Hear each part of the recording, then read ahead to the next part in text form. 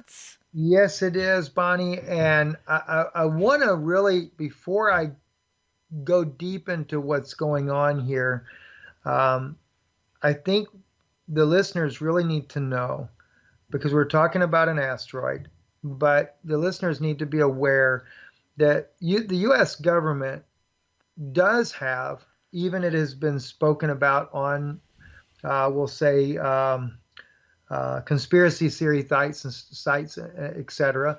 We do have a secret space program that is not known by the general public. We have had this for many, many years, and And this is way beyond what is commonly known. I mean, their far beyond it. technology.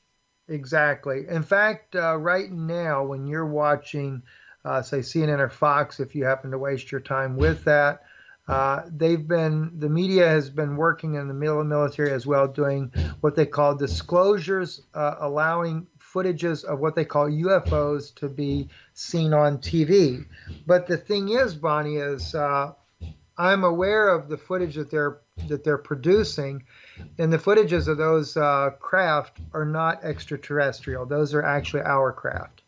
And the reason why they're using those is because it's easier for them to show our craft and the military, of course, film it and it be more relatively safe. Now, when I say that, you got to keep in mind the military, about 95% of the brass know nothing of this particular program that we have, but 5% of military brass do know, and they're in the upper echelon of the military, and so therefore, when they spot an unidentified flying craft or UFO, they have to go up the chain of command. What do we do? Do we engage this, et cetera, et cetera?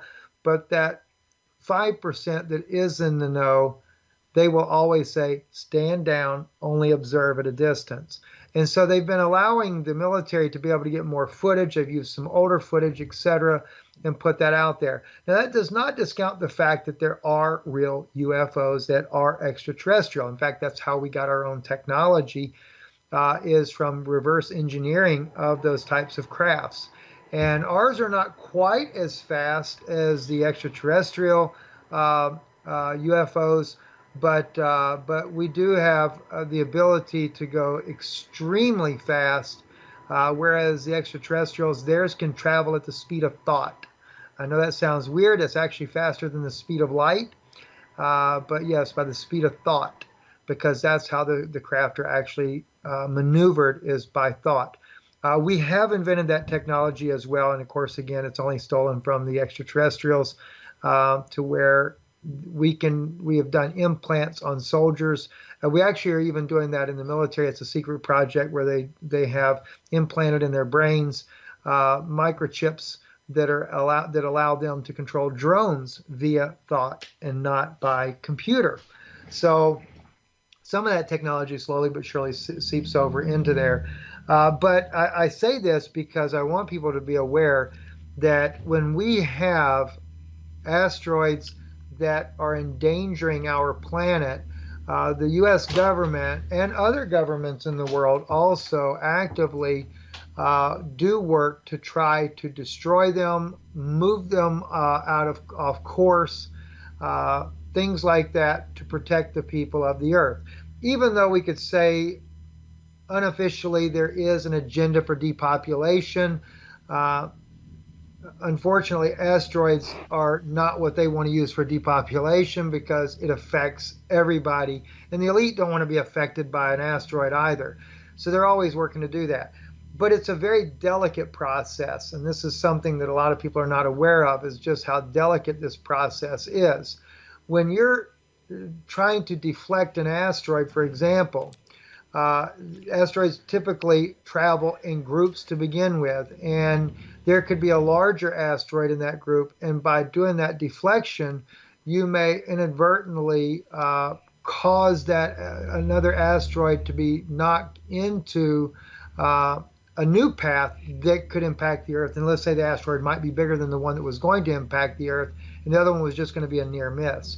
So the concussion in space can actually cause more of a problem. And this is why sometimes they have to make the decision, are we going to do something about it or not? In the case of what we're going to talk about now, Bonnie, this is a classified subject. It is not something that is being made public. And the reason it's not being made public as a general rule is because the U.S. government, they look at it two different ways.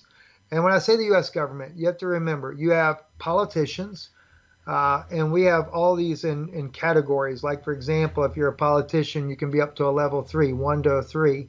Then you have the elites that run the politicians, which are levels fours and fives. Generally, people like Kissinger's and Soros, they're considered level four and five. Then you have the Rothschild family that runs in level six to seven. And then what we have is fallen angels, believe it or not. I know how strange that may sound, but they run in levels 8 to 10. And I won't even get into that issue there. But at this stage here, what happens is they don't like to disclose the dangers of a possible impact because they could possibly, even if it's at the last minute, destroy it, knock it out of bounds. There's a lot of people that are aware of the thing called the rods of God. Yes, we do have that, but we also don't just have that on satellites. We actually have that on our spacecraft.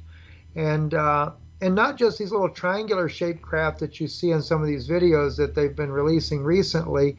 We actually have one ship called the Enterprise, oddly enough, like after Star Trek, and it's about a kilometer long, which is about 2/3 of a mile long. Believe it or not, we have that big of a spacecraft up there.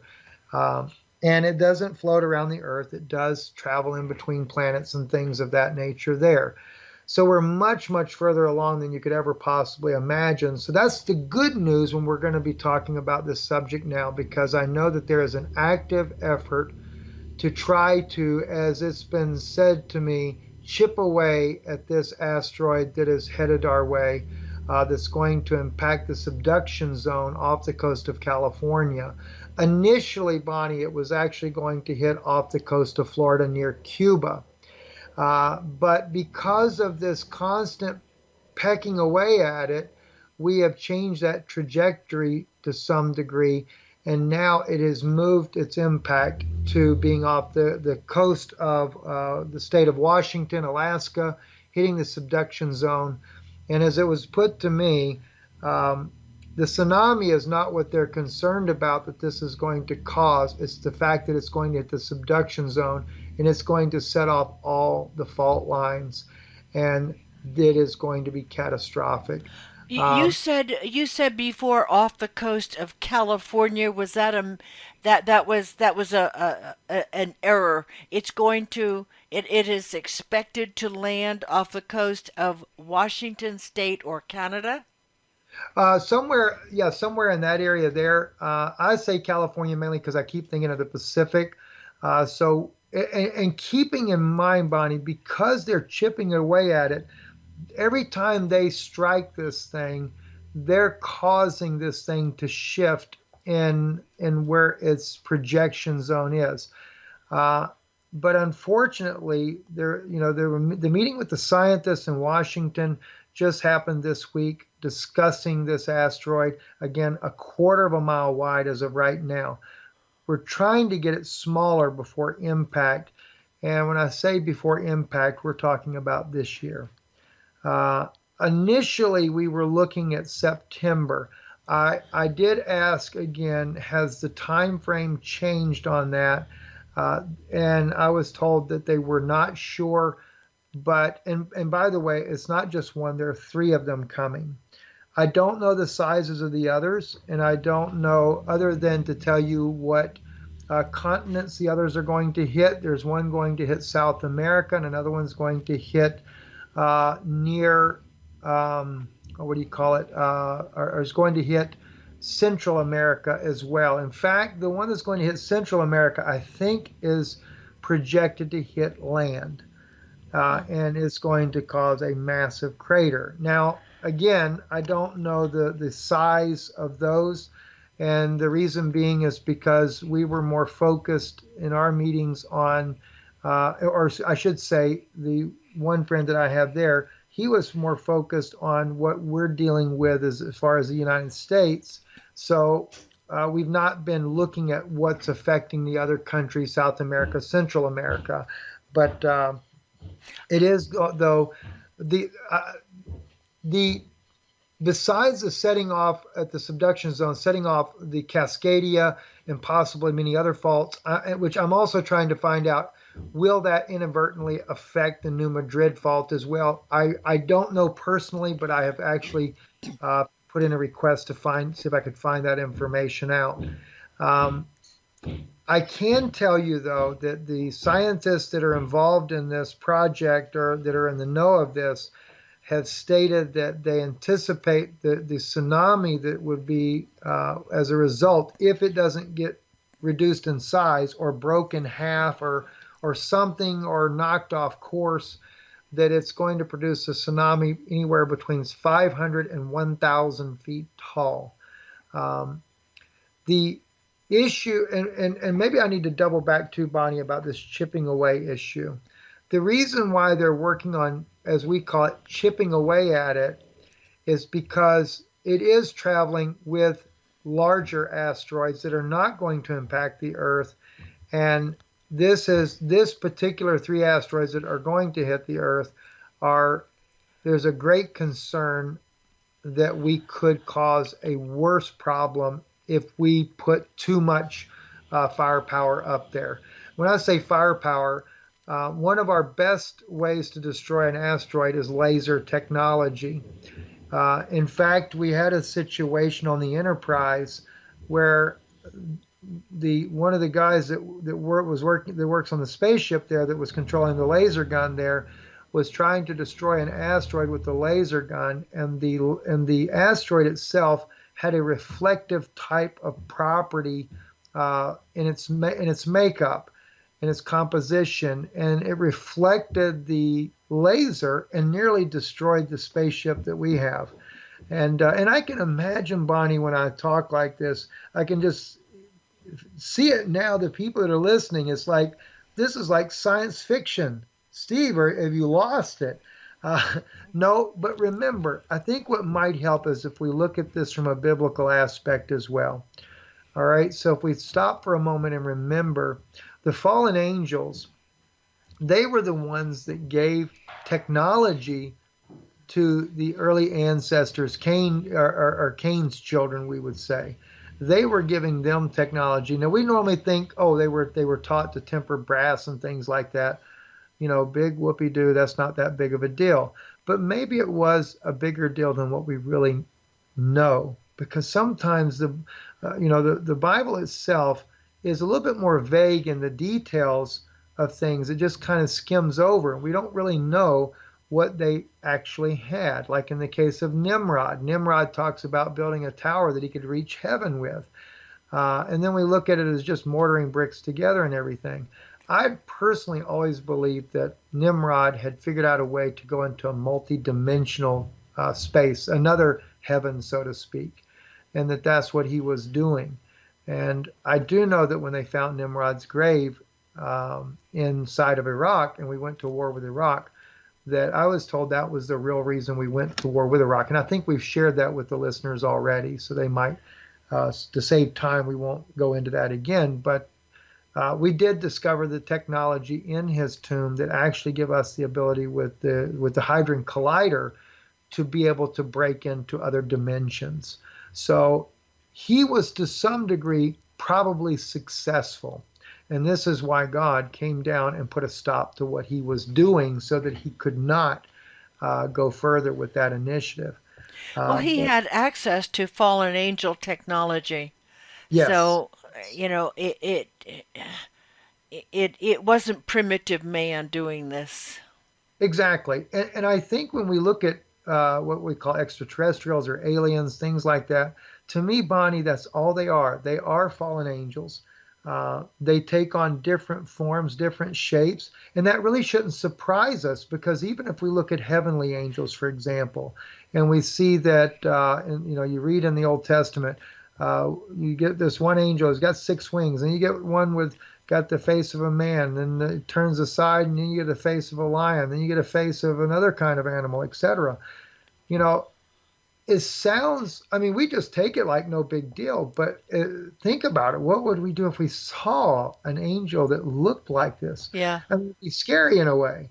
Yeah. Uh, so, and there are, I mean, I don't know firsthand because I've never seen an extraterrestrial myself in my own life. Um, but I do know that the friend of mine that works up there, uh, from back when I worked with the government, he was best friends with my partner. And so that's one reason why I have the trust that I do in a lot of our conversations, and we're basically best friends ourselves nowadays. So he works directly with this part of our government, with our secret space program, and as a believer, he feels very strongly that we should disclose certain information so that believers are prepared and are aware of what's coming on this earth, because it's going to be far more hideous than people could ever even imagine. Yes, I think things are much worse than people, just as you said. I believe every word of it. I think it Exactly. would blow our minds. Do you think, as you were talking, I had a question. Do you think that Nimrod did pierce another dimension just like they want CERN to, which evidently CERN has done to some extent? Um, and he allowed a second incursion of angels to come down, and that was the rise once again of the Nephilim. I do believe that, Bonnie, and I think there's scripture that could support that, especially when we get into Ezra and the mingling of the seed. And if you go into the Dead Sea Scrolls, you'll find that it's far more evident what took place. They're more blunt about it in the Dead Sea Scrolls. Wow. Some of the documents where they elaborate on what the priest actually did, and the sins that they committed in doing so with the fallen angels. They're very pointed about that, Wow. uh, which is very shocking. Yeah. But So but that was the second incursion. They said, if we cannot come down there anymore because the Lord has is preventing us, then you, Nimrod, make a way for a man to come up here, build an alternate path here, like CERN. Wow, that's really devious. yes, and then the thing is the uh, when you begin to look at biblically, we see the analogies in the book of Revelation that speak about these four angels that are loose from the river of Euphrates, Euphrates, yeah. and but they bring with them 200,000, if I'm not mistaken. Million, 200 million. Okay, yeah, because then it goes in the thousands, thousands. So yeah, so I would assume millions exactly, that come up, and to me, it is an allegoric verbiage of a portal being opened. Yeah. Now Are I you can sure it's tell you, allegory? well, I think that the verbiage is allegoric, but it's about a real scenario that Yes. we're seeing unfold. And I Yes. say this because we had a situation just recently that took place. And by the way, we have 6 hadron colliders that I'm aware of personally. We have 3 in America, 1 in Antarctica. We have the one in Europe that everybody's aware of. All 6 of these are at full capacity. I don't know where the sixth one is. I only know where 5 of them are. And I know the one in Antarctica is very top secret. It's no one knows that that's there other than my big mouth. And but on the Hadron Collider in Switzerland, that's under Switzerland and France both, and I've actually been there to that one. Um, that particular collider recently, they because everything's being run right now at max capacity. They had opened up into another dimension, but this time around, as the scientists, which most of them are atheists, mind you, they said the most. They wouldn't use the word evil, but they said an entity that was bent on destruction tried to come through and take control of the whole system. They were fighting for their lives to shut the system down. 2 of the scientists were killed in the process of it. But they finally did successfully shut the system down. This is not the first time that we've had something like that happen. In fact, back in the 90s, we had there was a discovery in Israel of an ancient device that used what the scientists believe was a resonant frequency that would allow them to make contact in another dimension. And so they brought that to the United States. They took it down. It was actually taken down into Cheyenne Mountain. And while they took the most brilliant scientists that knew the hieroglyphics. It was like Egyptian hieroglyphics that were on this device. And as it was described to me, almost like a Ouija board. That's how sinister and evil this thing was. But as they began to try to open this portal, or to make contact, not open a portal, but actually make contact to this resonant frequency that this thing put out, uh, they actually brought in a creature instead. It answered and came through. So they literally opened up a portal, not knowing that it would open a portal. And but it had to be answered, is what it was. It couldn't. You just couldn't open the frequency. The frequency had to be answered. Once the frequency was answered, this this creature came through. Um, every scientist that was there was killed by this creature. Um, our government, to try to contain this, and you got to keep in mind up under Cheyenne Mountain, everything's pretty contained anyway. But they're in behind these vaults anyway, vaulted doors like huge bank vault doors you see in a movie or something. They brought in 30 concrete truckloads of concrete and poured it down that particular shaft of the tunnel underneath the ground there to seal this creature in, to make sure that he couldn't get out and come upon the earth. So again, I mean, these things are like totally insane what it sounds like. I mean, it's like science fiction or something when we talk about these things. But Bonnie, I'm so much in memory of what Yeshua said over in Matthew 24, around verse 36 or so, when he says, "As it was in the days of No. Noah, so shall Yep. it be in the coming of the Son of Man." They were eating and drinking and giving in marriage. And they were like that until they all entered into the ark. A lot of times people look at that, especially if you look at the Baptist theology, they say, well, that's just because we're at a moral decline and everybody's just having sex and they ain't even getting married. And that's what they try to push it off as. But in reality, we know that during the pre-antediluvian destruction period there, this was the fallen angels coming down, cohabitating with women, and the eating and the drinking was human flesh and human blood. So what are we going to really face?